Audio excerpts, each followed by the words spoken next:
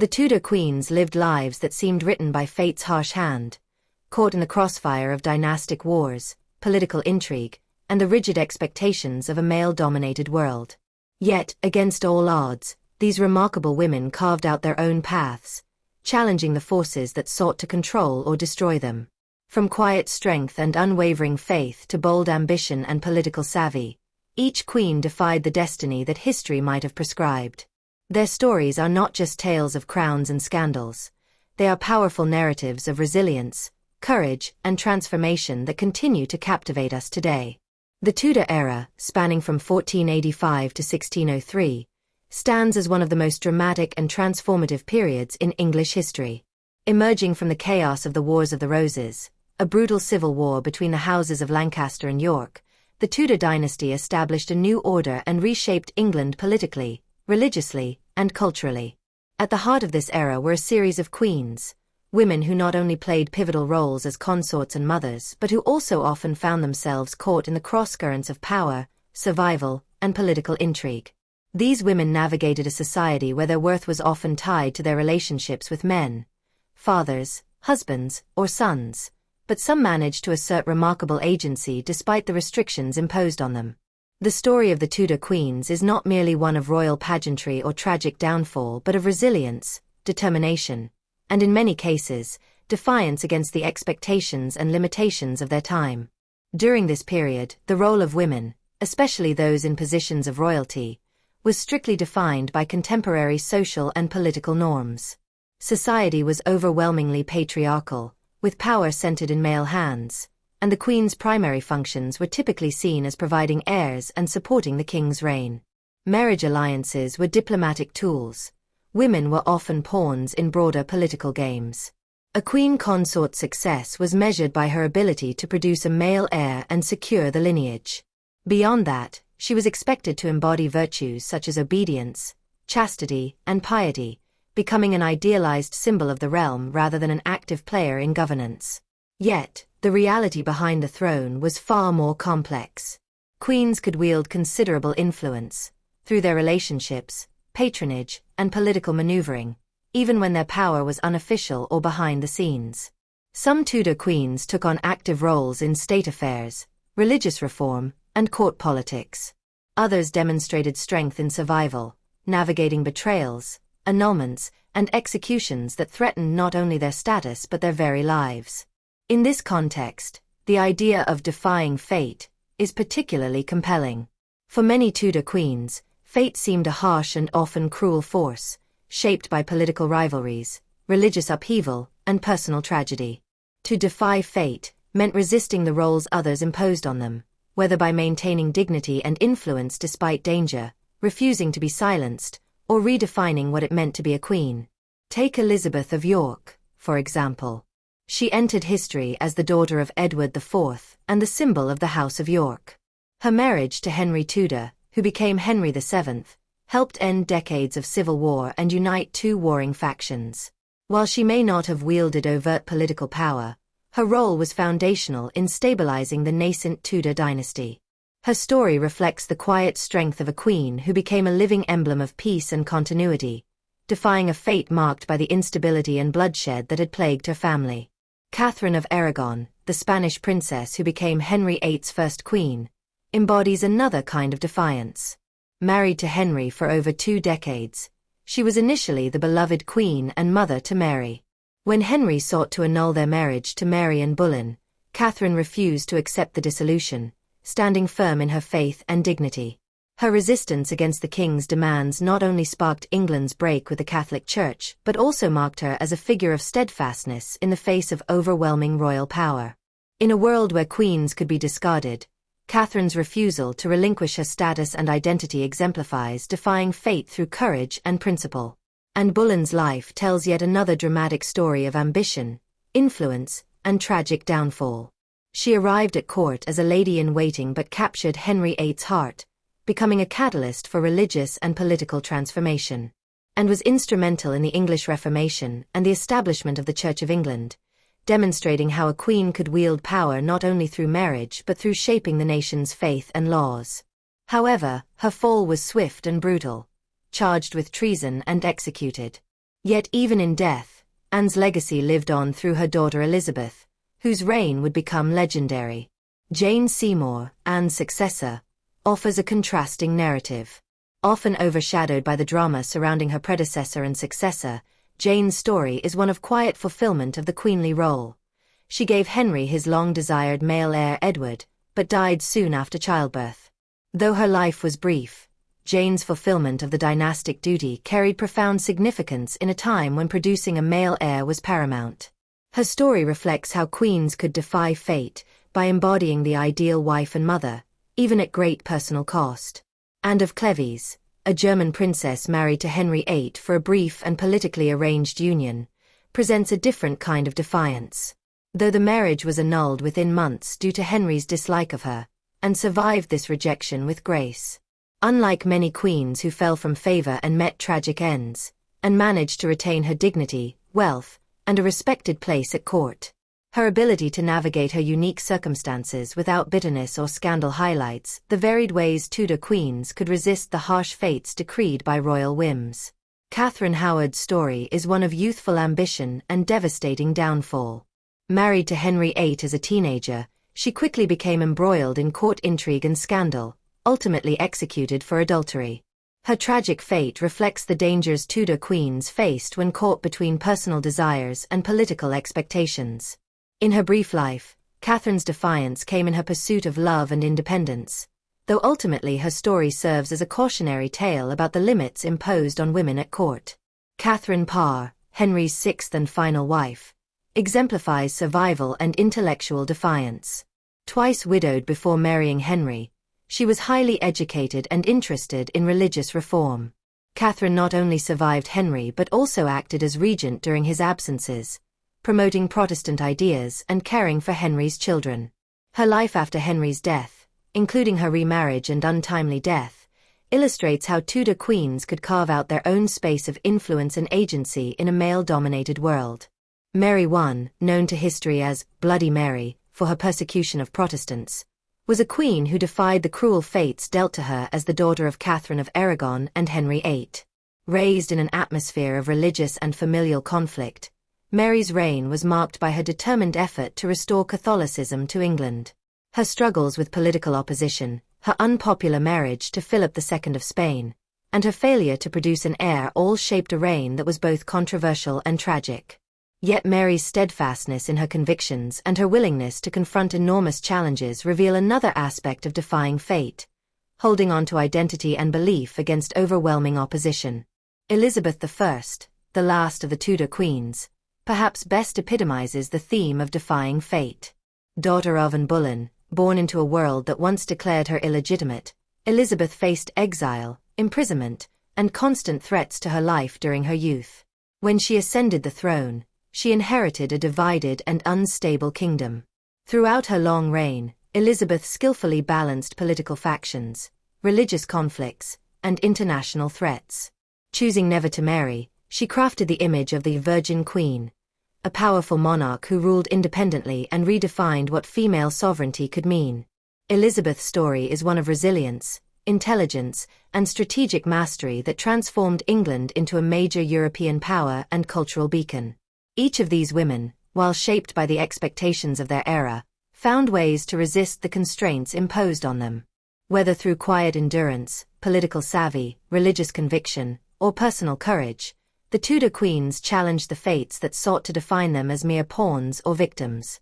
Their lives remind us that history's most famous women were not just figures of romantic or tragic legend, but real individuals navigating complex realities and making choices that echoed far beyond their own time.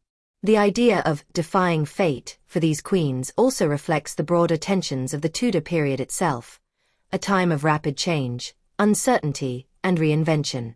As England transitioned from medieval feudalism to a more centralized monarchy, these queens stood at the intersection of tradition and transformation. Their stories provide a unique lens through which to understand the dynamics of power, gender, and identity in early modern England. They reveal how women in one of history's most turbulent courts managed to assert agency, influence events, and leave enduring legacies despite formidable obstacles. Understanding the lives of these queens requires moving beyond simplistic portrayals and exploring the nuanced realities of their personal and political struggles. They were not merely passive figures but active participants, sometimes reluctant, sometimes ambitious, in shaping the course of English history. By examining their backgrounds, marriages, beliefs, and challenges, we gain insight into how they managed to survive and sometimes thrive in an environment where fate often seemed predetermined by birth, gender, and circumstance. In exploring these queens, we see a spectrum of experiences. From Elizabeth of York's role in ending civil war through dynastic marriage, to Catherine of Aragon's principled resistance against annulment, and Boleyn's revolutionary impact and tragic end, and Elizabeth I's iconic reign. Each queen's story is a testament to the complex interplay between personal will and historical forces. They did not simply accept the roles written for them but rewrote parts of their stories, often at great personal risk. Their legacies continue to fascinate because they embody universal themes of power, identity, love, loss, and resilience. Through their lives, we glimpse the extraordinary possibilities open to women even in a male-dominated and dangerous world. The Tudor queens remind us that fate is not a fixed destiny but something that can be challenged and reshaped. As we journey through their stories, we will meet women who lived under immense pressure yet refused to be defined by it. We will see queens who survived execution, repudiation, and scandal. We will witness queens who shaped religious and political landscapes. Ultimately, these Tudor queens teach us about the power of determination and the human spirit's ability to defy even the harshest of fates. Elizabeth of York was born into a turbulent time in English history. She was the eldest daughter of King Edward IV and Elizabeth Woodville, a powerful and ambitious noblewoman. Her birth symbolized the hope and promise of the House of York, one of the two rival dynasties battling for control of the English throne during the Wars of the Roses. The conflict had plunged the country into decades of civil war, political intrigue, and bloodshed, fracturing families and destabilizing the realm. As a Princess of York, Elizabeth's early years were marked by both privilege and peril. Her family's claim to the throne was constantly challenged, and she experienced firsthand the violent upheavals that defined the era, including the mysterious disappearance of her younger brothers, the so-called princes in the Tower. Despite these dangers, Elizabeth's upbringing prepared her for a life in the spotlight and the burdens of royalty. Her mother, Elizabeth Woodville, wielded considerable influence at court, and Elizabeth of York was raised with a sense of duty and awareness of her family's significance.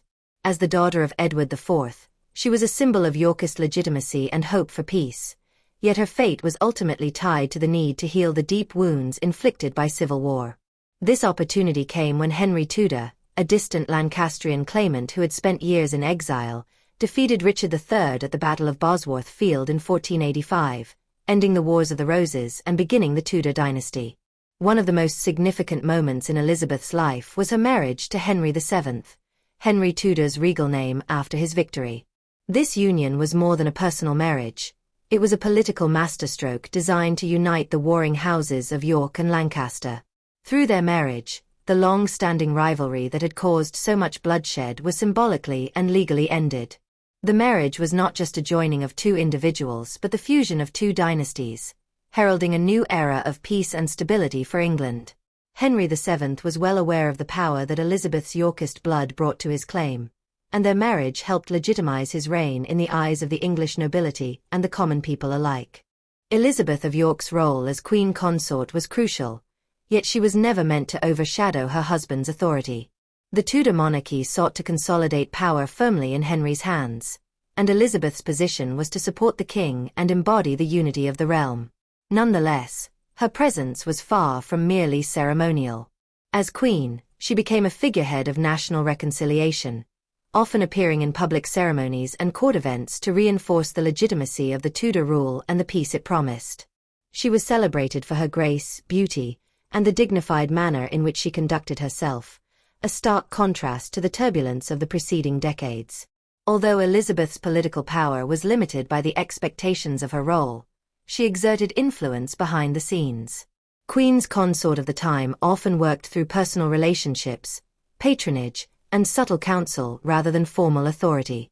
Elizabeth used her position to navigate court politics carefully, maintain alliances, and support the stability of the Tudor dynasty. Her insight into the Yorkist faction was invaluable to Henry VII as he sought to quell rebellions and dissent from nobles still loyal to the old regime. Through quiet diplomacy and strategic marriages for her children, Elizabeth helped cement the Tudor hold on the throne.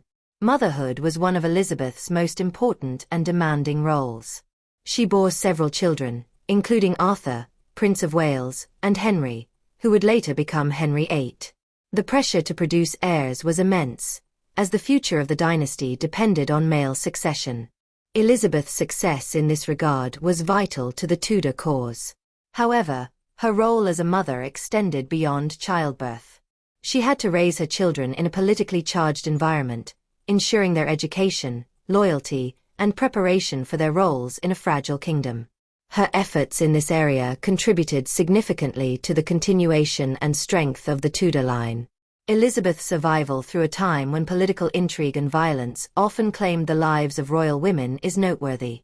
She maintained her dignity and position amid threats and uncertainties, including rival claims to the throne and the lingering tensions of the Wars of the Roses. Her ability to stay relatively removed from scandal and remain a beloved figure at court speaks to her character and the respect she commanded. Her death in 1503 was deeply mourned, but her legacy lived on in her children and in the dynasty she helped establish.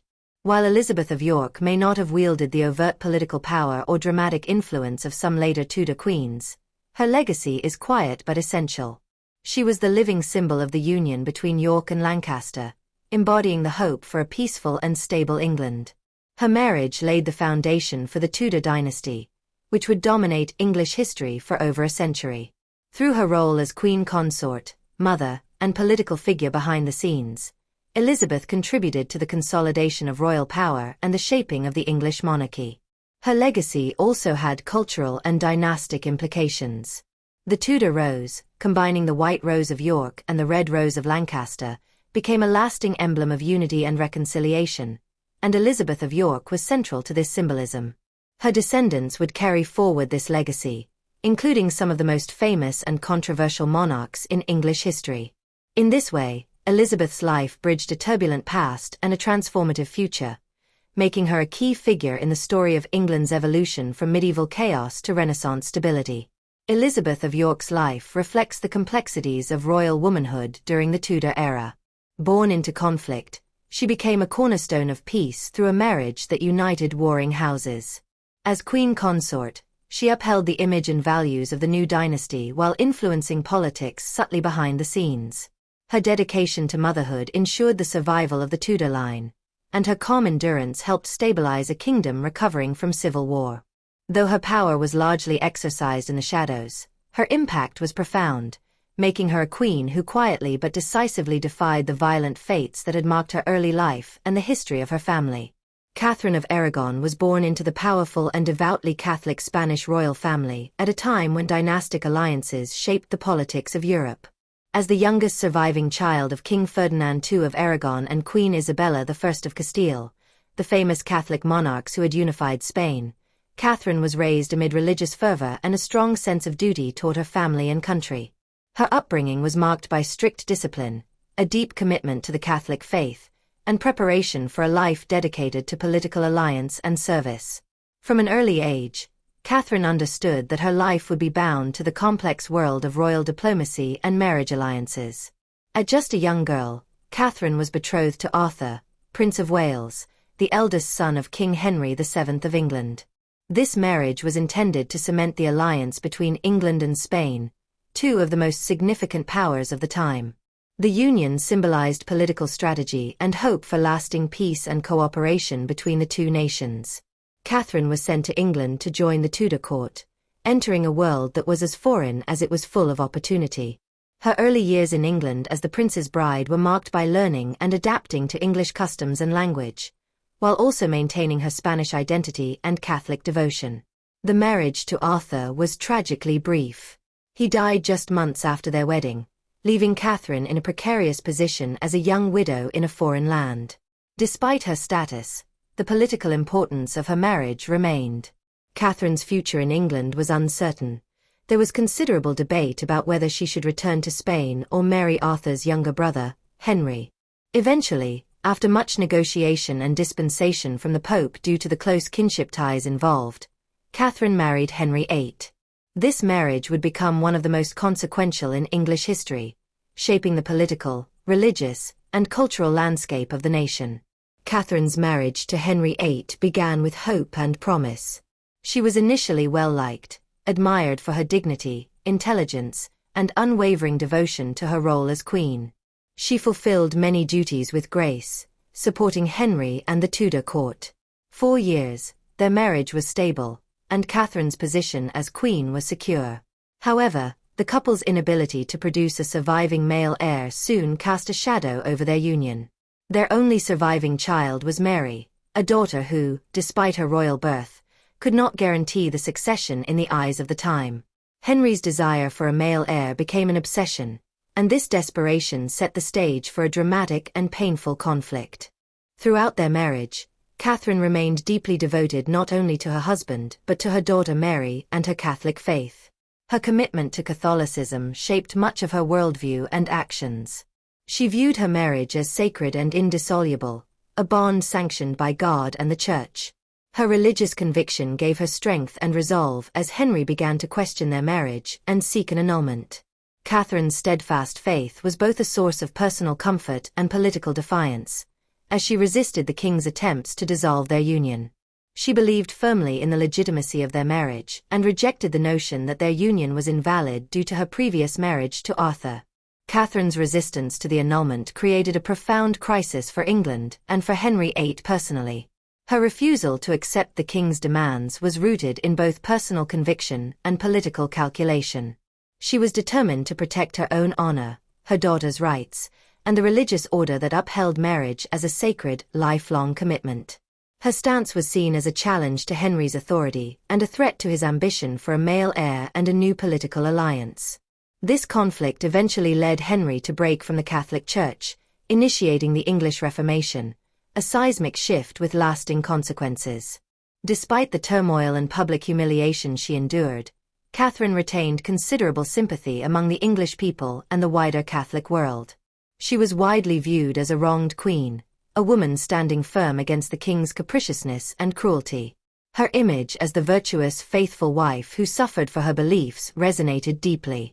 This public sympathy was bolstered by her dignified comportment and the evident sincerity of her convictions. Catherine became a symbol of loyalty and moral strength, admired not only for her royal status but for her courage in the face of overwhelming adversity.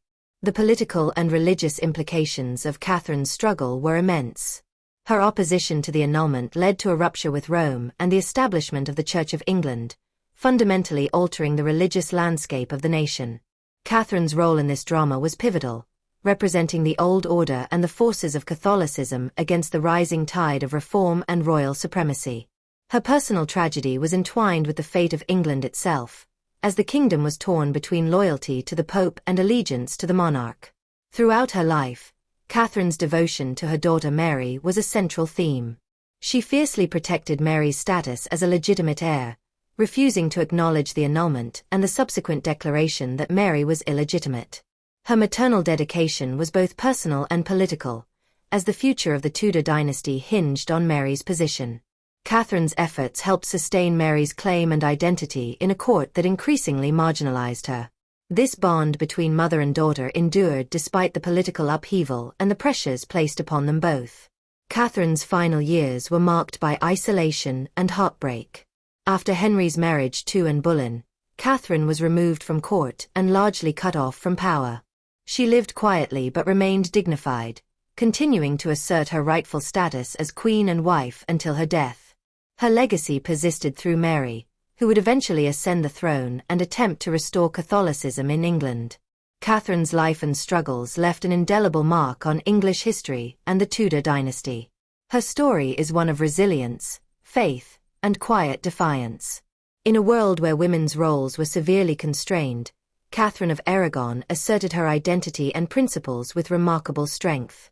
She navigated the complexities of marriage, motherhood, and religion in a male-dominated political landscape, refusing to surrender to the pressures that sought to erase her dignity and position. Her life encapsulates the difficulties faced by royal women caught between personal loyalty and political necessity, as well as the enduring power of faith and conviction in shaping history. Though she faced rejection and disgrace in her lifetime, Catherine of Aragon's reputation endured as that of a wronged queen who stood her ground. Her legacy challenges simplistic portrayals of Tudor queens as mere victims or pawns. Instead, she emerges as a figure of moral authority and personal courage whose resistance helped shape one of the most dramatic episodes in English history. Her life reminds us that the fates imposed on royal women were not always accepted passively, but could be contested through strength, conviction, and an unyielding commitment to principle. Anne Boleyn's early life unfolded against the backdrop of the complex, cultured courts of Europe during the late 15th and early 16th centuries. Born into an ambitious and well-connected English noble family, she was sent abroad in her youth to serve as a lady-in-waiting to prominent European queens. Her formative years were spent in the refined environments of the Netherlands and France, where she was exposed to Renaissance humanism, the arts, and emerging religious ideas that challenged traditional Catholic orthodoxy. This continental education gave Anne a distinctive polish, sharp intellect, and an understanding of courtly politics that would later prove essential in her dramatic rise to prominence in England. Returning to England, Anne quickly became a figure of fascination and controversy at the Tudor court. Unlike many royal women whose roles were confined to producing heirs and supporting their husbands, Anne was noted for her wit, charm, and strong personality. Her beauty was often described as unconventional, marked by dark eyes and an air of intelligence rather than mere physical attractiveness. These qualities captured the attention of King Henry VIII, who was then married to Catherine of Aragon. Henry's growing infatuation with and sparked one of the most turbulent and transformative chapters in English history. Anne's relationship with Henry was far from simple. From the outset, she refused to become his mistress, demanding instead that he marry her legitimately. This stance forced Henry to challenge the authority of the Catholic Church, which refused to annul his marriage to Catherine. The king's desire to wed and led to a prolonged conflict with the papacy, culminating in England's break from the Roman Catholic Church. This break was not merely about a personal relationship but had profound religious, political, and cultural ramifications. It ushered in the English Reformation, the establishment of the Church of England, and the monarch's unprecedented supremacy over religious matters within his realm. Anne Boleyn's role in these historic shifts was both active and symbolic. She was not just a catalyst but also a participant in the religious reforms that took root during her time as queen, and is often credited with fostering Protestant ideas at court, encouraging scholars and reformers who questioned traditional Catholic practices and doctrines. Her influence extended into court politics, where she helped promote individuals who supported the king's new religious policies. She also navigated the complex and often dangerous intrigues of Tudor politics with remarkable skill, using her position to strengthen her family's power and secure her own status. As queen, Anne's greatest legacy was her daughter, Elizabeth, who would later become one of England's most famous and effective monarchs. Elizabeth's birth in 1533 was a moment of both triumph and tension, as Anne's inability to produce a male heir fueled opposition to her. Despite this, Anne's determination to secure Elizabeth's place in the line of succession laid the groundwork for the future Elizabethan era, a period marked by relative stability, cultural flourishing, and the consolidation of Protestantism in England. Anne's fall from grace was as swift and dramatic as her rise. Her failure to produce a male heir, combined with the enmity she engendered among powerful factions at court, made her vulnerable. Accusations of adultery, incest, and treason were levied against her in a trial widely regarded by historians as politically motivated and unjust. Despite her steadfast denials, Anne was convicted and executed in 1536, her death marking a brutal end to a tumultuous reign as queen. Her execution sent shockwaves through England and beyond. It was a stark reminder of the precariousness of power for Tudor queens, whose fortunes were intimately tied to their ability to navigate royal favor, produce heirs, and survive the cutthroat world of court politics. Anne's death also underscored the ruthlessness of Henry VIII's reign and his willingness to discard those who no longer served his purposes. Despite her tragic end, Anne Boleyn's impact on England was profound and lasting.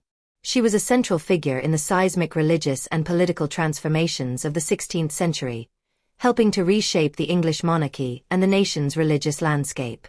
Her legacy lived on through her daughter Elizabeth, whose reign would eclipse that of her predecessors and bring about a golden age for England. Anne's life story captures the intensity and volatility of Tudor court life, where ambition, love, faith, and power collided with sometimes deadly consequences. She remains a figure of fascination, both vilified and celebrated, as a woman who defied convention, influenced history, and whose fate was emblematic of the perils faced by women in power during one of England's most turbulent eras.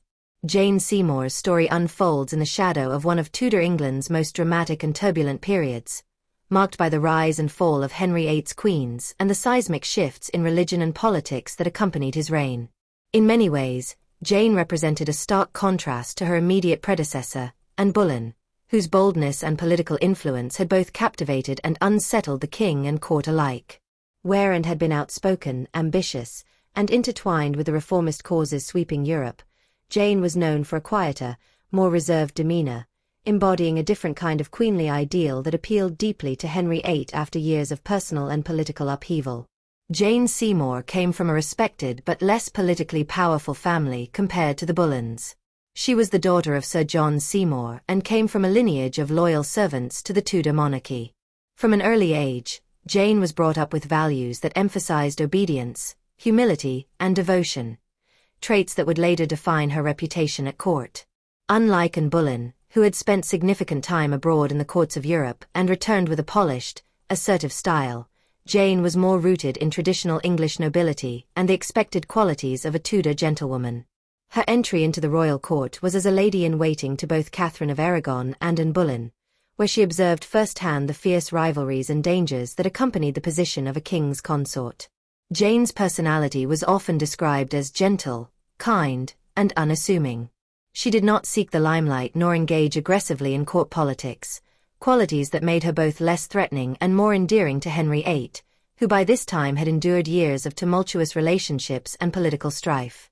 The marriage between Henry VIII and Jane Seymour marked a significant turning point in the king's quest for a legitimate male heir, a cause that had dominated much of his reign.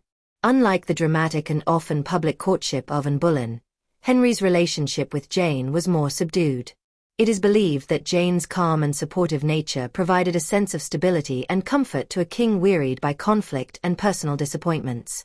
She quickly gained favor in Henry's eyes by embodying the ideal of the obedient and nurturing wife, a stark contrast to Anne's fiery temperament and political activism.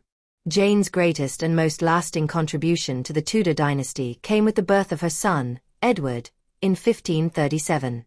This event was the culmination of Henry's relentless pursuit of a male heir to secure the succession and the future of the Tudor line. The birth of Edward VI was met with immense joy and relief throughout the kingdom, as it promised continuity and stability after years of uncertainty.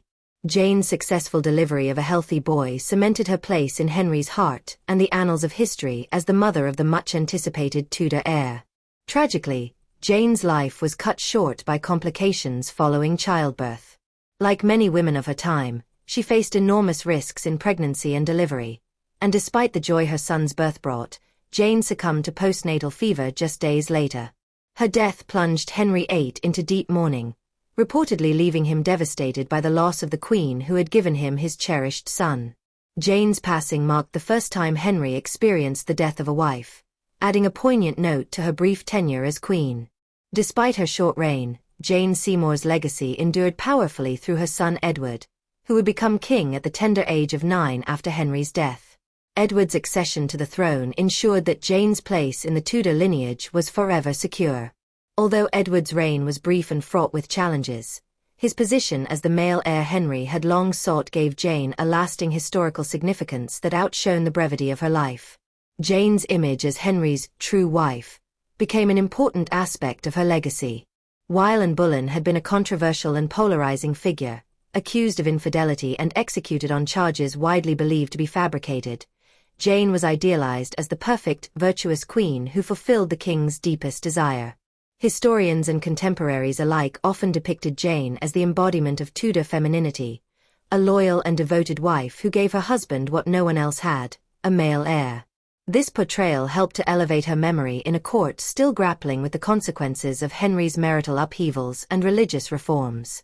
Her death shortly after childbirth also contributed to a romanticized image, casting Jane as a tragic figure who sacrificed her life for the continuation of the dynasty. This narrative was embraced by Henry VIII himself, who reportedly wished to be buried beside Jane, a testament to the affection and respect she inspired in the king. Jane's burial in the chapel of Henry's favorite residence, Hampton Court Palace, further signified her unique status among Henry's wives. Politically, Jane's influence was subtle but significant. Her presence at court helped to temper some of the more radical religious reforms that Henry pursued after breaking with Rome. Weil and Boleyn had been closely associated with Protestant reformers and the English Reformation. Jane's influence contributed to a more moderate and conciliatory approach, at least during her lifetime. This balance between reform and tradition would continue to shape Tudor religious policy in the years following her death. Jane's legacy was also shaped by the way she managed her relationships with key figures at court. She was known for her kindness and ability to maintain peace among the often fractious nobles, contrasting with the factionalism that had surrounded Anne Boleyn. Her family, particularly her brothers, gained favor and power during her queenship, though their influence was carefully managed to avoid the excesses that had brought down the Boleyns. Jane's role as a mother to Edward was central to the future of the Tudor monarchy. Edward's upbringing and education reflected the values Jane had embodied: piety, loyalty, and a commitment to the Tudor dynasty's survival. Even after her death, the memory of Jane as Edward's mother continued to influence perceptions of his reign and the legitimacy of his rule, reinforcing her status as a foundational figure in Tudor history. While her life was brief, Jane Seymour's story offers a poignant counterpoint to the more turbulent reigns of Henry's other wives. Her qualities of gentleness, loyalty, and maternal devotion provided a stabilizing force during a volatile era, and her successful birth of a male heir fulfilled the king's paramount ambition. Though she never wielded the political power or provoked the religious controversies that characterized Anne Boleyn's time as queen, Jane's influence was no less important. She represented the ideal of queenship in Tudor England: quiet strength, devotion to family, and the crucial role of motherhood in securing dynastic continuity. In the broader context of Tudor history, Jane Seymour stands as a symbol of the complex interplay between personal relationships and political necessity. Her marriage to Henry VIII was both a deeply personal union and a strategic alliance that secured the future of the monarchy. Her death, though tragic, elevated her memory to near-mythic status, casting her as the king's true love and the mother of England's hope. Through Edward VI, Jane's bloodline would carry forward, leaving a lasting imprint on English history.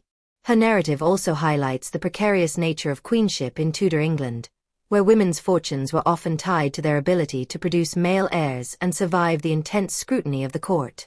Jane's success in these areas, albeit brief, ensured that she was remembered with affection and reverence, in stark contrast to the fates of some of Henry's other wives.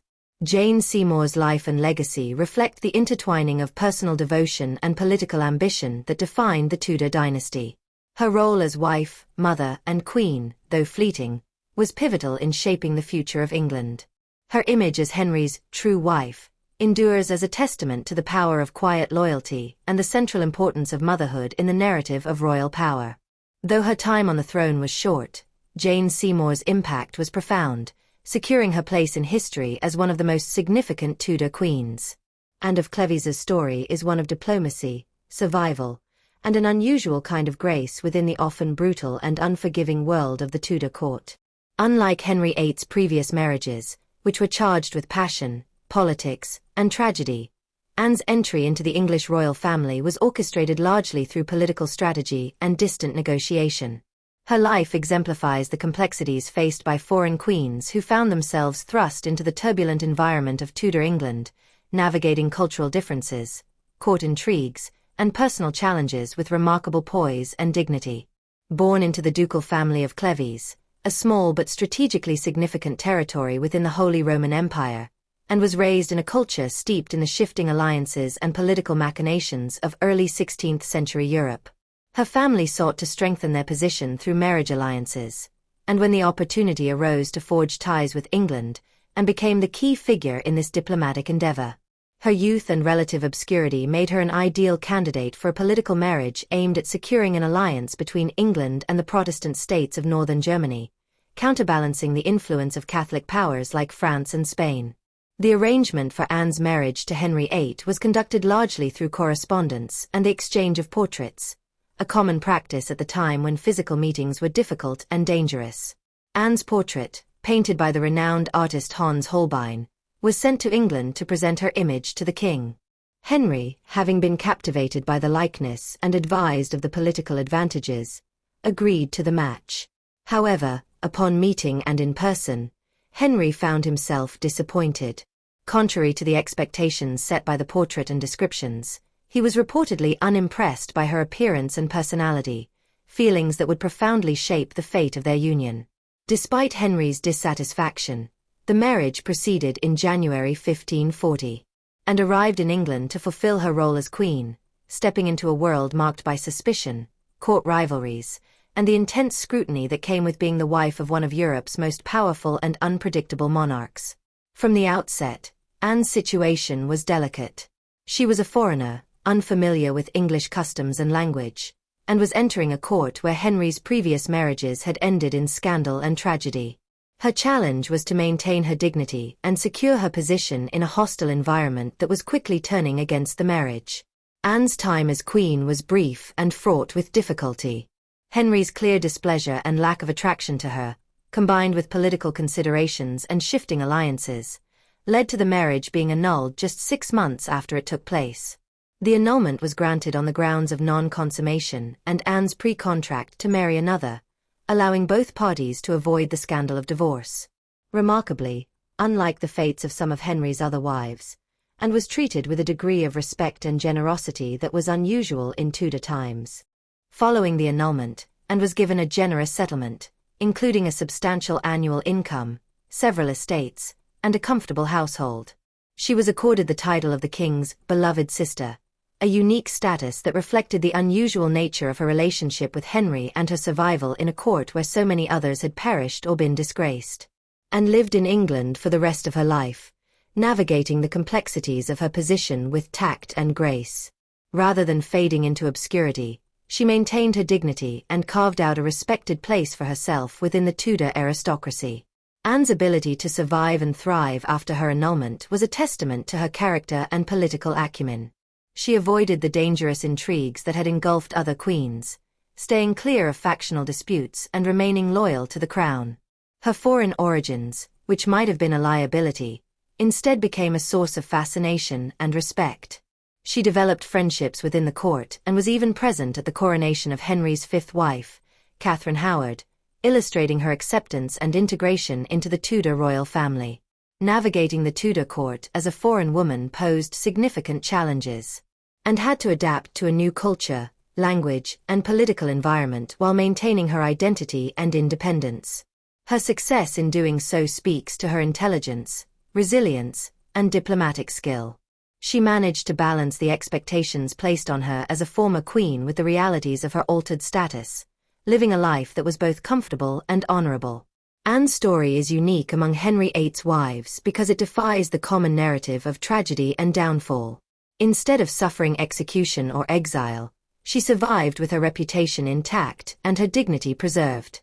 Her life after the annulment was marked by a quiet influence and a stable presence in the royal court, demonstrating that there were alternative paths for women in Tudor England beyond the extremes of favor and disgrace. Her legacy challenges traditional views of queenship during the Tudor period. While most royal women were defined by their marriages and their ability to produce heirs, Anne's experience shows that survival, adaptation, and maintaining personal integrity were also crucial aspects of navigating the dangerous waters of court life. Her story enriches our understanding of the varied experiences of Tudor queens and the complexities they faced. In many ways, Anne of Cleves exemplifies the resilience and pragmatism required to endure in an era of political volatility and personal peril. Her life offers a compelling example of how a woman, initially a pawn in dynastic politics, could assert agency and command respect through intelligence, patience, and a steadfast commitment to dignity. This remarkable journey from a political marriage arranged by portraits to becoming a respected and well-compensated member of the English nobility stands as a testament to her unique place in Tudor history. Throughout her years in England, Anne maintained cordial relations with Henry VIII and the royal family, reflecting a mutual respect that defied the usual bitterness associated with annulled marriages. Her presence at court events and her comfortable lifestyle contrasted sharply with the fates of some of Henry's other former wives, underscoring the distinctiveness of her experience. Anne's life after the annulment also provides insight into the role of royal women who, while not queens in the traditional sense, still influenced court culture and politics through their presence and connections. Anne of Cleves's story ultimately broadens the narrative of Tudor queenship beyond the dramatic and tragic. It highlights the importance of adaptability, resilience, and the capacity to navigate shifting political landscapes with grace. Her experience serves as a reminder that the paths of royal women in Tudor England were diverse, and that survival often depended as much on personal character and diplomacy as on birthright or marriage. Anne of Cleves's journey from a distant German duchy to the heart of Tudor England, from an arranged marriage based on a painted portrait to a life marked by respect and stability, stands as a singular example of defying fate in a court known for ruthless intrigue and fatal outcomes. Her ability to adapt, maintain dignity, and secure a respected position after annulment makes her story a remarkable chapter in the history of Tudor queens. Catherine Howard's story is one of youthful innocence caught in the dangerous whirlwinds of Tudor court life, a narrative marked by rapid ascent, tragic downfall, and the brutal realities faced by women in the precarious role of queen. Born into a noble but somewhat troubled family, Catherine's early years were shaped by a mixture of privilege and neglect. She was the daughter of Lord Edmund Howard, a man of noble birth but limited means and influence, and her mother, Joyce Culpeper, came from a family with connections but little wealth. This background meant that Catherine grew up in an environment where financial struggles and courtly ambitions often overshadowed stability. Her youth was marked by the complexities and vulnerabilities that came from being part of the extended Howard family, one of the most powerful and ambitious dynasties in Tudor England, but also a family with its share of internal difficulties. From an early age, Catherine was known for her vivacity, charm, and beauty, qualities that would later captivate the young Henry VIII. However, her youth was also a time of limited supervision and guidance. After the death of her mother, Catherine was placed in the household of her step-grandmother, the Dowager Duchess of Norfolk. This environment was less than ideal for a young girl of noble birth. The household was reportedly lax in discipline, and Catherine was exposed to a lifestyle that included flirtations and potentially inappropriate relationships with young men who served or visited there.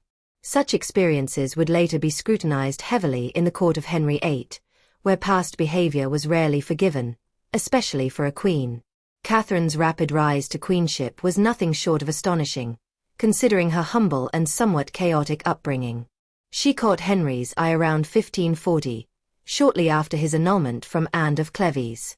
Henry was then in his late 40s, physically ailing and emotionally restless, yet still a man capable of sudden passion. Catherine's youthful exuberance and fresh-faced beauty offered a stark contrast to his previous wives and reignited the king's interest in marriage. Their courtship was swift, and the king was reportedly enchanted by her warmth and liveliness, qualities that were a welcome reprieve from the political tensions that had marked his earlier marriages. Marriage to Henry VIII elevated Catherine instantly from relative obscurity to the highest rank in England, but this meteoric rise brought with it immense pressures and dangers. As queen, Catherine was expected to embody virtue, loyalty, and produce a male heir, all while navigating the treacherous politics of the Tudor court. Unfortunately, her youth and inexperience, coupled with the court's unforgiving nature, left her vulnerable to exploitation and manipulation by those around her, particularly by members of her own family who sought to advance their influence through her. Soon after her marriage, allegations of infidelity surfaced, threatening Catherine's position and life. These claims centered on past relationships before her marriage and possible secret liaisons during her queenship. The accusations were devastating not only because they challenged her personal honor but also because, in Tudor England, a queen's chastity and fidelity were directly linked to the legitimacy of the royal lineage and the stability of the realm. The mere suggestion of impropriety was enough to provoke scandal, legal action, and, ultimately, the fatal consequences that befell Catherine. The investigation into these allegations was thorough and ruthless. Catherine was placed under surveillance, and testimonies were gathered that painted a complex picture of her character and behavior. While some evidence suggested youthful indiscretions before her marriage, the more serious charges of adultery while queen were far more politically charged and less certain. Nonetheless, the court, driven by the king's advisers and the brutal realities of Tudor power politics, moved swiftly to condemn her. Her inability to adequately defend herself, partly due to her youth and inexperience, underscored the limits of her agency in a system dominated by powerful men. The public scandal surrounding Catherine's downfall was intense. Her trial and subsequent execution in 1542 captivated the nation, reinforcing the Tudor court's reputation for ruthless justice and the dangers inherent in royal favor. The dramatic nature of her fall, from the pinnacle of power to the scaffold in less than 2 years, served as a stark warning to all courtiers about the precariousness of status and the brutal consequences of real or perceived disloyalty to the king. Catherine's execution was not only a personal tragedy but also a reflection of the systemic powerlessness experienced by many women in Tudor England, especially those in positions tied directly to the king's favor. Despite being queen, Catherine had limited control over her own fate. She was subject to the decisions of the king, his advisers, and the shifting political tides that often used queens as pawns in larger games of power. Her youth and charm, which initially won her the king's affection, could not protect her from the harsh realities of Tudor justice and the ruthless demands of monarchy. Moreover, Catherine's story illustrates the exploitation faced by royal women whose personal histories were scrutinized and weaponized against them. The leniency shown or denied was rarely about justice but more about political expediency. Catherine's family, particularly some members of the Howard household, had complicated loyalties and ambitions that both helped bring her to power and contributed to her downfall. Her lack of a strong protective advocate in the court left her exposed to betrayal and abandonment when the political winds shifted. Despite the grim end to her life, Catherine Howard's brief queenship remains a poignant example of the vulnerabilities and complexities experienced by women at the heart of Tudor power. Her youth and rapid rise underscore how quickly fortunes could change in the volatile world of Henry VIII's court. Her story is a tragic testament to the limited agency afforded to women, especially those who became royal consorts amid political intrigue and personal rivalries. In reflecting on Catherine's life, it becomes clear that her fate was shaped not only by her own actions but also by the broader cultural and political context of Tudor England. The intense scrutiny of female virtue, the ruthless enforcement of royal authority, and the brutal nature of court politics combined to create an environment where survival required far more than charm and beauty. Catherine's story, marked by hope, scandal and tragedy, remains a powerful reminder of the human costs embedded in the pursuit of power and the fragile position of women who sought to navigate the perilous path of queenship in one of England's most tumultuous eras. Catherine Parr's life is a remarkable story of resilience, intellect, and influence, set against the backdrop of the turbulent Tudor court where survival was often precarious and fleeting. Unlike many of Henry VIII's wives, Catherine was known not only for her role as queen consort but also for her education, religious convictions, and contributions to the intellectual and spiritual life of England. Her journey to queenship was marked by experience and wisdom, shaped by her previous marriages and a strong will to navigate the complex and dangerous world of Tudor politics with careful strategy and grace. Born into a noble family, Catherine Parr received an education that was exceptional for women of her time. She was well versed in classical languages, literature, and religious studies, and was deeply influenced by the humanist and reformist ideas that were beginning to take hold in Europe. This education fostered a sharp intellect and a strong sense of religious conviction, which would later play a significant role in her life as queen. Her understanding of theology and her ability to engage with religious debates set her apart in a court often dominated by factionalism and religious conflict. Before her marriage to Henry VIII, Catherine had already experienced the complexities of court life and marriage politics. She was twice widowed, which gave her a unique perspective on marriage, power, and survival. Her first 2 husbands were men of status but not at the pinnacle of the Tudor hierarchy, and her marriages allowed her to develop a keen sense of the political and social maneuvering required to maintain her position and influence. These experiences undoubtedly prepared her for the challenges she would face as queen. When Catherine married Henry VIII in 1543, she became his sixth and final wife. By this time, Henry was aging, physically frail, and increasingly aware of his mortality. Catherine's role was not only to be a consort but also to serve as a stabilizing influence on the king and his court. She took on the important role of stepmother to Henry's children, Mary, Elizabeth, and Edward, and worked to foster harmony within a fractured family. Her diplomatic skills and gentle demeanor helped ease tensions, particularly between Henry and his daughters, who had suffered under the strained relationships of previous years. Catherine's tenure as queen was notable for her intellectual and religious contributions. She was an active patron of the arts and learning, and she used her position to promote the Protestant Reformation in England, although she did so with tact to avoid provoking the king's anger. Catherine authored several religious works, including prayers and meditations, which were among the first books published by an English queen. Her writings reflected her deep faith and her desire to encourage spiritual reflection and reform within the English Church. Through these works, she influenced not only the court but also a broader audience, contributing to the religious debates that were reshaping England during the mid-16th century. Despite the dangers inherent in promoting reformist ideas at a time when religious allegiances were volatile, Catherine managed to navigate these waters skillfully. Her Protestant sympathies were tempered by a pragmatic approach that allowed her to maintain the king's favor while quietly advancing her beliefs.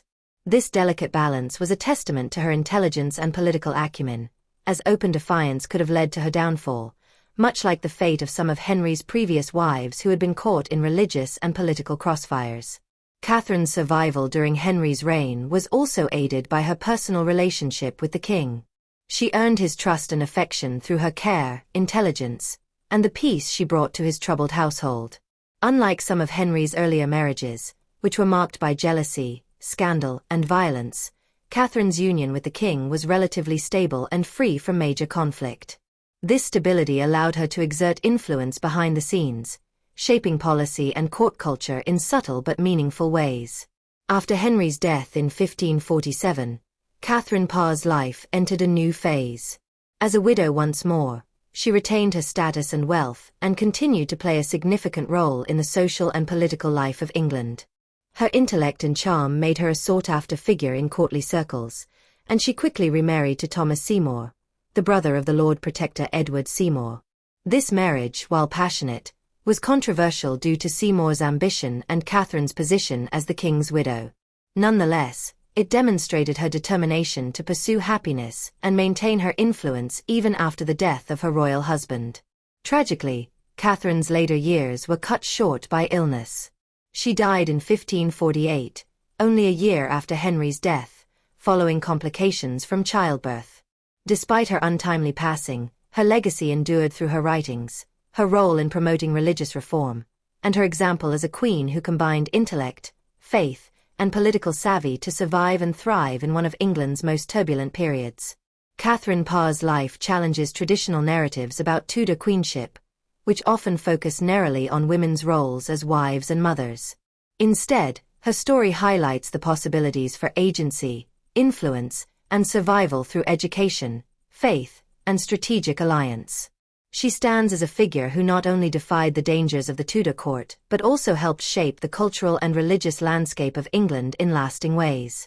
Her role as a stepmother is also notable, as she fostered a nurturing environment for Henry's children, particularly Elizabeth, who would go on to become one of England's greatest monarchs. Catherine's influence on Elizabeth's education and religious outlook is considered significant, contributing to the development of a queen who valued intellect and religious tolerance. Catherine Parr's life was marked by resilience, intellect, and a careful balancing of personal conviction with political realities. Her experiences before and during her queenship, her religious writings, and her ability to survive the dangerous dynamics of the Tudor court make her a compelling figure. Through her actions and legacy, she demonstrated that queenship in Tudor England could be a role of substance and influence, not merely ceremonial or tragic. Her story adds depth and nuance to our understanding of the lives of Tudor queens and the ways in which women of the period could assert power and agency even within the constraints imposed upon them. Mary I's life and reign were profoundly shaped by the turbulent circumstances of her childhood and the dramatic religious upheavals of Tudor England. Born in 1516 to Henry VIII and his first wife, Catherine of Aragon, Mary entered a world rife with political intrigue, religious conflict, and dynastic uncertainty.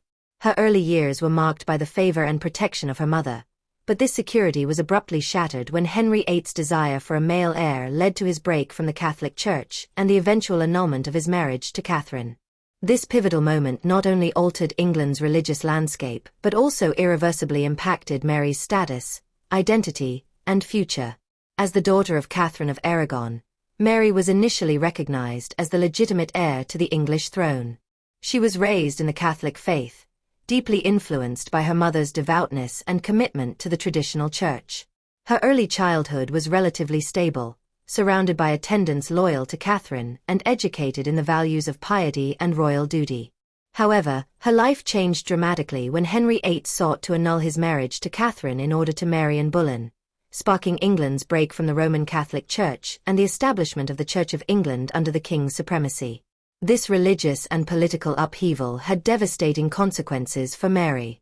Declared illegitimate by the new church authorities and stripped of her status as heir, she was removed from the line of succession and subjected to a precarious existence at court.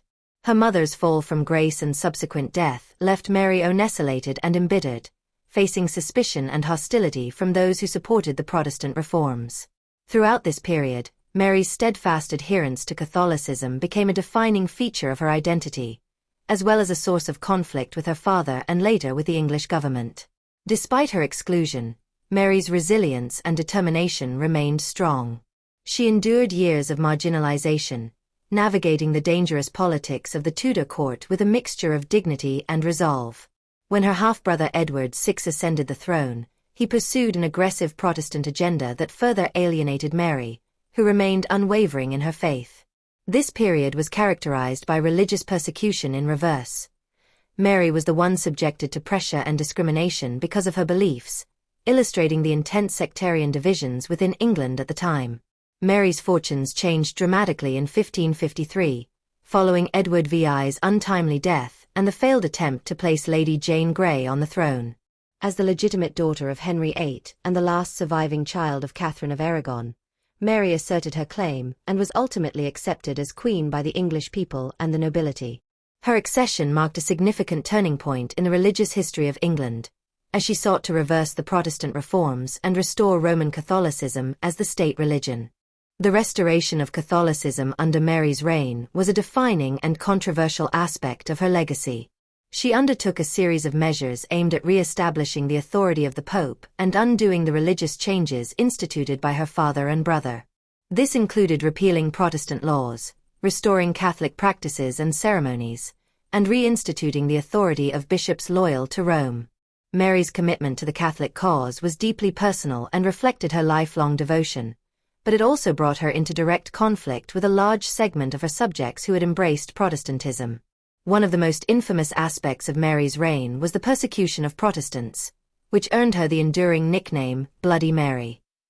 Her government authorized the trial and execution of numerous Protestant leaders and dissenters, aiming to suppress heresy and consolidate Catholic orthodoxy. These persecutions were carried out with a severity that shocked many contemporaries and later generations, fueling negative perceptions of Mary's reign. However, it is important to understand these actions within the context of the period's religious conflicts, where harsh measures were not uncommon across Europe in response to perceived threats to religious and political stability. Mary's marriage to Philip II of Spain in 1554 was both a political alliance and a personal partnership that reflected her Catholic commitments. The marriage was arranged to strengthen ties between England and the powerful Habsburg dynasty, positioning England as part of a broader Catholic coalition against Protestant powers. While the union brought England into complex international politics, it was met with mixed reactions domestically. Many English subjects feared Spanish dominance and resented the influence Philip might exert over English affairs. Despite these tensions, Mary and Philip's marriage was reportedly affectionate, though they faced difficulties, particularly related to the Queen's health and political challenges. One of the most pressing challenges of Mary's reign was her failure to produce an heir. This inability to secure the Tudor succession was a source of great anxiety for Mary and her court. Various factors, including her age and health, complicated her efforts to conceive, and the lack of a child left the future of the monarchy uncertain. This uncertainty intensified political tensions and contributed to instability, as factions at court began to consider alternative successors. The absence of an heir also shaped the trajectory of English history, as it paved the way for the eventual succession of her half-sister Elizabeth I and the establishment of the Protestant Elizabethan era. Mary's legacy has been the subject of extensive reinterpretation over time. For centuries, she was vilified as a ruthless and fanatical monarch, largely due to the brutal nature of the religious persecutions during her reign and the enduring nickname, Bloody Mary. This image was perpetuated by Protestant historians and writers who sought to contrast her reign with that of her more celebrated half-sister, Elizabeth. However, modern scholarship has sought to provide a more nuanced understanding of Mary's motivations and actions, recognizing her as a deeply committed monarch who acted in accordance with her religious convictions and the political realities of her time. Mary's reign, though brief, was marked by significant efforts to restore Catholicism and reverse the Protestant reforms that had reshaped England. Her determination to assert her legitimacy and uphold her faith, despite years of exclusion and hardship, speaks to her resilience and strength of character. At the same time, the harshness of her policies and the political ramifications of her marriage and failure to produce an heir reveal the complexities and challenges of governing a divided nation during a period of profound religious change. In reconsidering Mary I's life and reign, it is essential to balance the narrative of her as a bloody persecutor with recognition of her role as a queen navigating extraordinary pressures and conflicts. Her story reflects the struggles of a woman who fought to define her identity and authority in a patriarchal society, a monarch deeply shaped by the traumas of her youth and the fierce convictions of her faith. This multifaceted legacy continues to provoke debate and fascination, highlighting the enduring impact of her reign on the religious and political history of England. Ultimately, Mary I's life was a testament to the ways in which personal experience, religious belief, and political power intertwined in the Tudor era. Her childhood shaped by her mother's fall, her determined efforts to restore Catholicism, the controversial marriage to Philip II, the challenge of producing an heir, and the evolving interpretations of her legacy all contribute to a rich and complex portrait of one of Tudor England's most compelling queens. Her reign serves as a reminder of the precariousness of monarchy in a time of religious upheaval and the enduring struggle to reconcile personal conviction with the demands of power. Elizabeth I's life and reign stand as one of the most compelling and transformative chapters in English history, encapsulating a journey marked by personal struggle, political savvy, cultural flourishing, and enduring legacy. Born in 1533 to Henry VIII and his second wife, Anne Boleyn, Elizabeth entered a world rife with political intrigue and religious upheaval. Her early years were overshadowed by the volatile fortunes of her mother, whose dramatic fall from grace and execution left Elizabeth's own legitimacy and survival in jeopardy. Despite these daunting beginnings, Elizabeth would rise to become one of England's most iconic monarchs, steering her country through a period of profound change and laying the foundation for a national identity that endures to this day. Elizabeth's early life was fraught with uncertainty and danger. As the daughter of Anne Boleyn, who was executed in 1536 on charges of treason, adultery, and incest, charges widely considered politically motivated, Elizabeth was declared illegitimate and removed from the line of succession. She faced not only the stigma of her mother's disgrace but also the precariousness that came with being a royal child in a court where alliances shifted rapidly and the favor of the king could turn to condemnation overnight. Throughout her childhood and adolescence, Elizabeth experienced the shifting tides of Henry VIII's court, including the rise and fall of successive queens and the ongoing religious transformations sweeping England. Despite these challenges, she received an education that was exceptional for women of her time, mastering languages, history, philosophy, and theology, which would later underpin her intellectual prowess as queen. Following Henry VIII's death, Elizabeth's status remained uncertain during the reigns of her half-brother Edward VI and her half-sister Mary I. Under Edward, a Protestant ruler, Elizabeth found herself more secure, though still under scrutiny, as religious reforms aligned more closely with her upbringing after Anne Boleyn's influence. However, Mary I's accession brought renewed peril. As a staunch Catholic, Mary viewed Elizabeth with suspicion, partly because of her Protestant leanings and partly due to the dynastic rivalry that marked Tudor succession. Elizabeth faced imprisonment and interrogation, narrowly escaping severe punishment during Mary's attempts to suppress Protestant dissent and secure her own position. Elizabeth ascended the throne in 1558 following Mary's death, inheriting a kingdom deeply divided by religious conflict, political factionalism, and external threats. Her accession was met with cautious optimism, as she represented a break from Mary's Catholic reign but also carried the weight of Tudor legitimacy. One of Elizabeth's most defining early acts as queen was to establish the Elizabethan religious settlement, a carefully balanced approach that sought to unify England through a moderate form of Protestantism, avoiding the extremes of either Catholicism or radical reform. This pragmatic religious policy helped stabilize the nation and laid the groundwork for a lasting Anglican church, reflecting Elizabeth's ability to blend conviction with political necessity. Throughout her reign, Elizabeth cultivated a carefully crafted public persona known as the Virgin Queen, a title that carried profound symbolic and political significance. By remaining unmarried, Elizabeth positioned herself as wedded to her kingdom and people, embodying an image of purity, strength, and self-sacrifice. This choice was both personal and political, as marriage to a foreign prince could threaten England's sovereignty and embroil the nation in complex alliances. Elizabeth's celibacy allowed her to maintain independence in her diplomacy and domestic affairs, while her public image became a powerful tool of statecraft. The Virgin Queen symbolized national unity and divine favor, helping to consolidate her authority and inspire loyalty among her subjects. Elizabeth's political acumen was evident in her deft handling of court factions, foreign diplomacy, and the threats posed by rivals both domestic and abroad. She navigated a landscape where plots against her life were frequent and alliances fragile. Her court was a center of vibrant cultural and intellectual activity, but also of intrigue and competition, requiring Elizabeth to balance patronage and caution. Her relationships with key figures such as William Cecil and Francis Walsingham exemplified her ability to surround herself with capable advisors who helped manage both governance and security. Elizabeth's foreign policy was characterized by cautious engagement, supporting Protestant causes in Europe while avoiding full-scale war, and skillfully managing relations with powerful neighbors like Spain and France. The reign of Elizabeth I is often seen as a defining era for the English Renaissance and the emergence of a distinct national identity.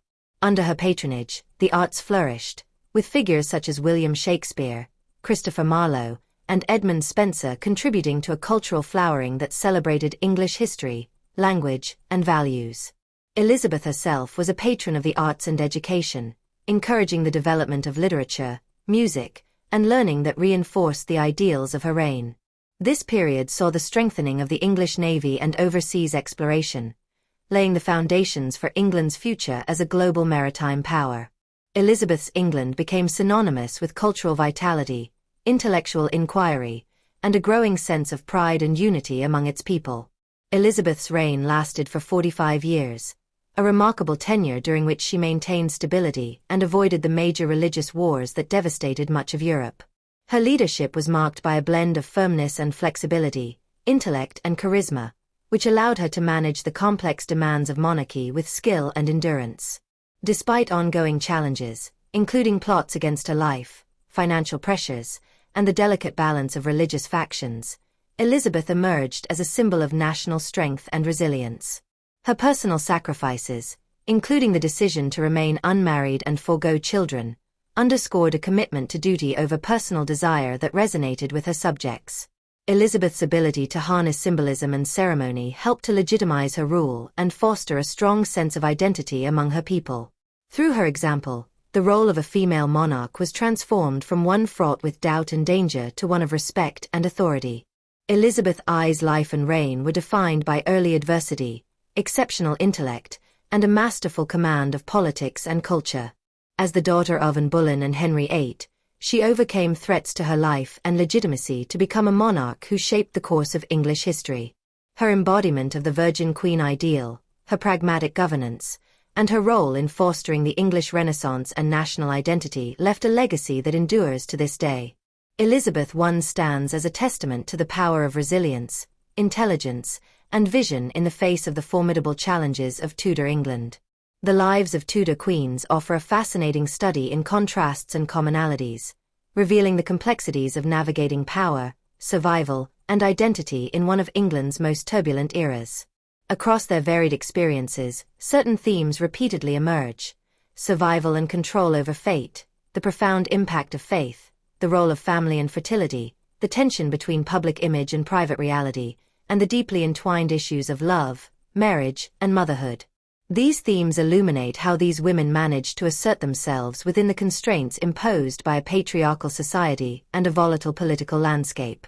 Additionally, the distinction between foreign-born and English-born queens adds another layer to understanding their different challenges and strategies. Survival and power form a central tension in the narratives of Tudor queens. Often, survival was not merely about physical endurance but about maintaining relevance, influence, and sometimes life itself in a court rife with intrigue, factionalism, and shifting loyalties. Some queens wielded significant power, actively shaping policies and decisions, while others found their agency limited and were forced to focus primarily on preserving their position and safety. The question of who truly controlled their fate is complex. Many Tudor queens operated within strict boundaries defined by the king's authority, political alliances, and societal expectations. Yet, within these confines, several demonstrated remarkable resilience and strategic acumen, subtly manipulating circumstances to their advantage. Their survival was often a prerequisite to any exercise of power, making the ability to endure physical and emotional threats a form of political strength in itself. Faith was another potent force shaping the lives and actions of Tudor queens. The religious turmoil of the period meant that personal belief was often inseparable from political allegiance. Queens like Catherine of Aragon and Mary I were deeply committed to Catholicism, viewing their faith as central to their identity and legitimacy. Their religious convictions drove their political actions. Catherine's resistance to annulment and Mary's persecution of Protestants illustrate how faith could be a source of both inspiration and conflict. Conversely, Elizabeth I embraced Protestantism and crafted a religious settlement that aimed to unify her kingdom under a moderate Anglican church. Her faith, while more politically pragmatic, was nonetheless a defining element of her reign. For these women, faith was not just a private matter but a public declaration of loyalty and authority, often determining their support or opposition within the court and nation. Family ties and the pressures of fertility were equally influential in shaping a queen's fate. The Tudor era's obsession with dynastic continuity placed enormous emphasis on a queen's ability to produce heirs. Motherhood was both a personal and political role fraught with expectation and risk.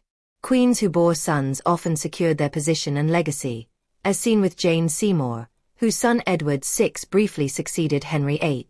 Conversely, the failure to produce an heir could lead to insecurity and even downfall, as with Catherine Howard and Anne Boleyn.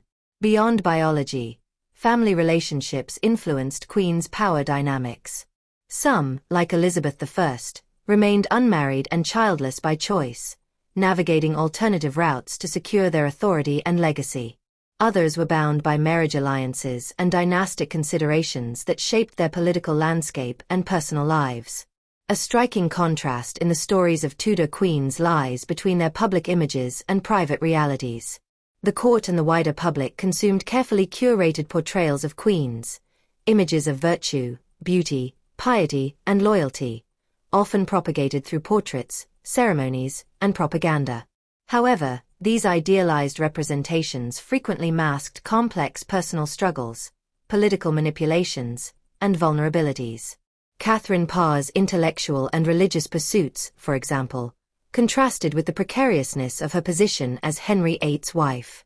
Similarly, Elizabeth I's crafted image as the Virgin Queen concealed the loneliness and pressures of ruling without a consort or heir. The divergence between appearance and reality highlights how Tudor queens managed their reputations as political tools, understanding that their survival and effectiveness often depended on public perception as much as on actual power. Love, marriage, and motherhood in the Tudor context were laden with political significance and personal sacrifice.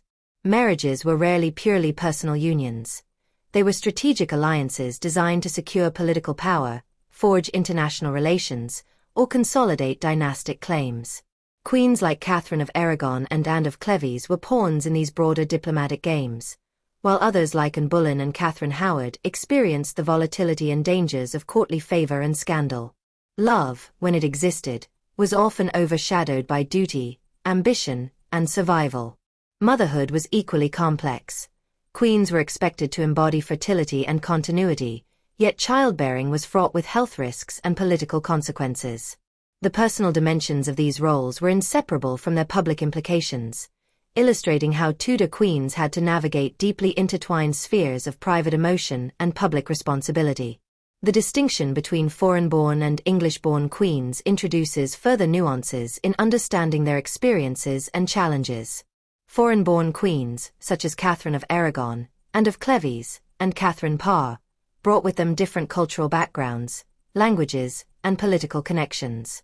Their foreign origins could be both an asset and a liability, offering diplomatic alliances and fresh perspectives but also exposing them to suspicion, isolation, and difficulties in securing loyalty from English courtiers and subjects. These queens often had to work harder to establish their legitimacy and navigate the intricate social networks of the English court. In contrast, English-born queens like Elizabeth I and Mary I were more readily accepted by the populace and nobility, though they too faced their own unique obstacles related to lineage, religion, and gender expectations.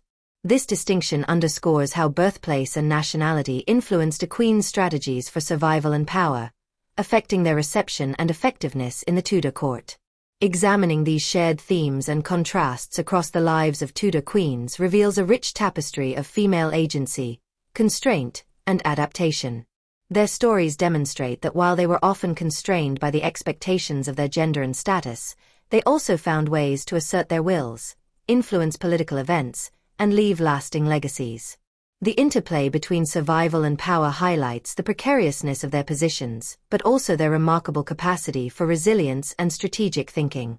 Faith, family, and fertility shaped not only their personal identities but also the broader political and religious landscape of England. The tension between public image and private reality reflects the performative nature of queenship and the importance of perception in maintaining authority. Finally, the dynamics of love, marriage, and motherhood reveal the deeply personal yet inherently political nature of their roles, while the contrast between foreign-born and English-born queens adds further complexity to their experiences. Together, these themes and contrasts deepen our understanding of what it meant to be a Tudor queen and how these women, despite formidable obstacles, managed to define their own fates in an era dominated by male power and dynastic struggles. Their lives continue to captivate historians and the public alike, serving as powerful examples of resilience, intelligence, and adaptability in the face of relentless challenges.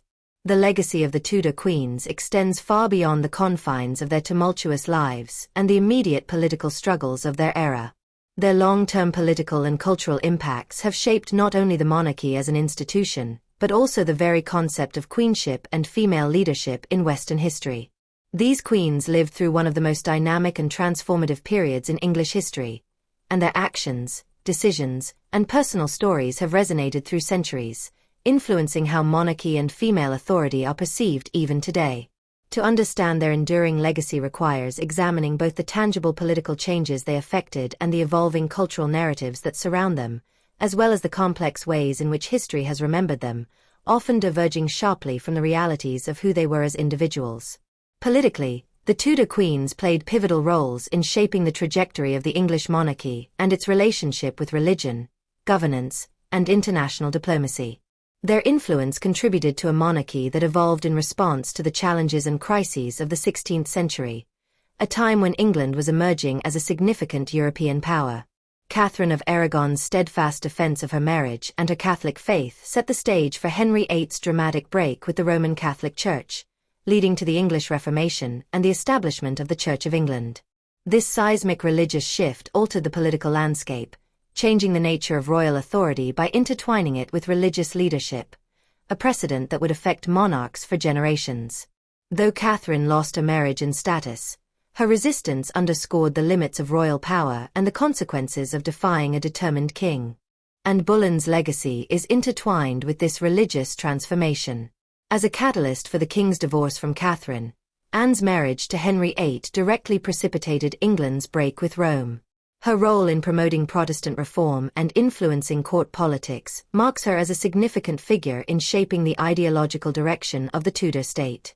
Though her reign as queen consort was brief and ended tragically, Anne's impact on religious reform and succession, being the mother of Elizabeth I, secured her a lasting place in history. The political ripples of Anne's life highlight how individual queens could shape national policy and identity, despite the perils of courtly intrigue. Jane Seymour's legacy is closely tied to her role as the mother of Edward VI, Henry VIII's only legitimate male heir who survived infancy. Though her time as queen consort was short-lived, dying shortly after childbirth, Jane's importance lies in securing the Tudor line through a male successor, a central preoccupation of the monarchy. Edward's brief reign continued Protestant reforms, illustrating how dynastic succession affected the religious and political fabric of the nation. Jane's image as Henry's true wife was carefully cultivated to emphasize the legitimacy of Edward's claim and to contrast with the controversies surrounding Henry's other marriages. Her legacy, therefore, is as much about the symbolism of continuity and legitimacy as about her personal qualities. Anne of Cleves, often remembered for her brief and politically arranged marriage to Henry VIII, left a unique legacy marked by survival and dignity. Though her marriage was annulled swiftly, she managed to secure respect, wealth, and a comfortable life afterward, distinguishing herself from other queens who fell from favor. Her ability to navigate the Tudor court as a foreign woman with grace speaks to broader themes of female agency and resilience. Anne's legacy challenges the narrative of queenship as inevitably tragic or fraught with scandal, demonstrating that survival and adaptability could also define a queen's place in history. Catherine Howard's legacy, in contrast, is often dominated by scandal and tragedy. Her youthful rise and fall highlight the vulnerabilities faced by queens who lacked political experience or strong family backing. Her execution for alleged infidelity shocked the nation and underscored the brutal realities of Tudor court politics, where personal behavior was inseparable from political survival. Catherine's story serves as a cautionary tale about the dangers of powerlessness and exploitation, shaping historical perceptions of queenship as a precarious and perilous role for women. Yet, her legacy also prompts reflection on how gender, youth, and reputation intersected with authority in Tudor England. Catherine Parr's contributions reflect the growing importance of intellectual and religious engagement for queenship. As an educated and reformist queen, she played a vital role in influencing Henry VIII's later years and in shaping the religious landscape. Her writings and advocacy for education and Protestant reform demonstrate how queens could extend their influence beyond ceremonial roles, contributing to the cultural and ideological currents of the time. Catherine's survival after Henry's death and subsequent marriage also highlight the changing roles and opportunities for widowed queens, marking a subtle shift in the expectations and possibilities for royal women. Mary I's legacy is complex and often misunderstood. Her determined effort to restore Catholicism and her persecution of Protestants earned her the moniker Bloody Mary, a label that has colored historical and popular perceptions of her reign. However, a more nuanced understanding reveals a queen committed to her faith and to securing her legitimacy in a deeply divided kingdom. Her marriage to Philip II of Spain and struggles to produce an heir reflect the difficulties of ruling as a female monarch in a patriarchal and religiously volatile context. Mary's reign represents both the resilience of traditional monarchy and the challenges of religious and gender politics, offering insight into the limits and possibilities of female sovereignty in Tudor England. Elizabeth I's legacy arguably looms largest among the Tudor queens, shaping not only the monarchy but also English national identity and cultural self-understanding. Her long and stable reign saw the consolidation of the Elizabethan religious settlement, the defeat of the Spanish Armada, and the flowering of the English Renaissance. Elizabeth's embodiment of the Virgin Queen persona and her skillful diplomacy established a model of female rulership that combined authority, charisma, and symbolic power. Her reign transformed the monarchy into a more modern institution, balancing autocratic power with public engagement and cultural patronage. Elizabeth's legacy extends into literature, art, and national mythology, defining ideals of queenship and leadership that have persisted through centuries. Together, the political and cultural impacts of the Tudor queens helped to shape the monarchy's evolution from medieval feudal roots toward a more centralized and symbolic institution. They demonstrated that queenship could encompass a wide range of roles, from consort and mother to ruler and intellectual, and that women could wield considerable influence even in a male-dominated system. Their legacies influenced subsequent monarchs and the public's expectations of royal women, contributing to the gradual redefinition of queenship as a position of power and agency. Culturally, the Tudor queens became enduring figures in literature, drama, and popular imagination. Their stories have been retold, romanticized, and sometimes vilified, reflecting contemporary attitudes towards gender, power, and morality. The dramatic lives of Boleyn and Catherine Howard, for example, have inspired countless works of fiction and film, often emphasizing tragedy and passion.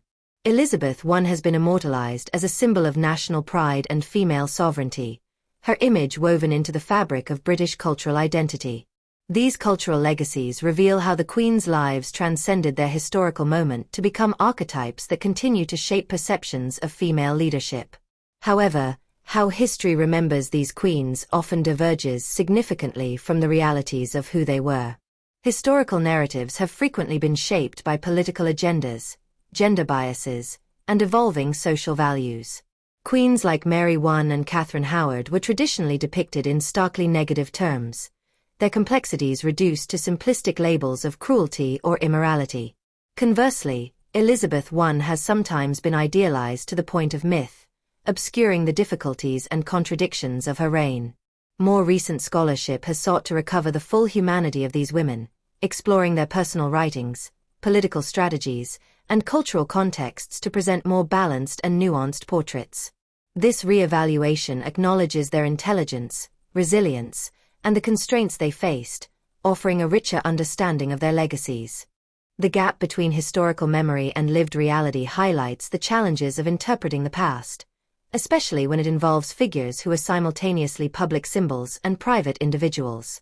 The Tudor queens were not merely the sum of their scandals or triumphs, but complex women navigating an extraordinarily difficult political and social landscape. Recognizing this complexity allows for a deeper appreciation of their contributions and the ways in which they shaped the monarchy and the broader course of English history. The legacy of the Tudor queens is multifaceted and enduring. They transformed the monarchy politically by influencing religious reforms, succession, and governance. Culturally, they became icons whose lives and images have been reinterpreted across generations, influencing perceptions of gender and power. Their stories challenge simplistic narratives and invite ongoing exploration of what it means to wield authority as a woman in a world that often sought to limit their agency. Through their survival, actions, and symbolic power, the Tudor queens not only defined their own era but also left an indelible mark on history, continuing to inspire and provoke debate centuries later. The stories of the Tudor queens are compelling not only because of the drama and upheaval that characterized their lives, but also because each of these women, in her own distinct way, defied the seemingly predetermined paths laid out for them by fate, circumstance, and society. The Tudor era was marked by rigid expectations, particularly for women of the royal family, who were often pawns in dynastic politics, bound by marriage alliances and pressured by the demands of producing heirs. Yet, despite these formidable constraints, the Tudor queens managed to assert their individuality, influence historical events, and leave legacies that continue to captivate and inspire. Reflecting on how each queen defied fate offers insight into their resilience, agency, and the enduring human spirit that allowed them to navigate perilous waters.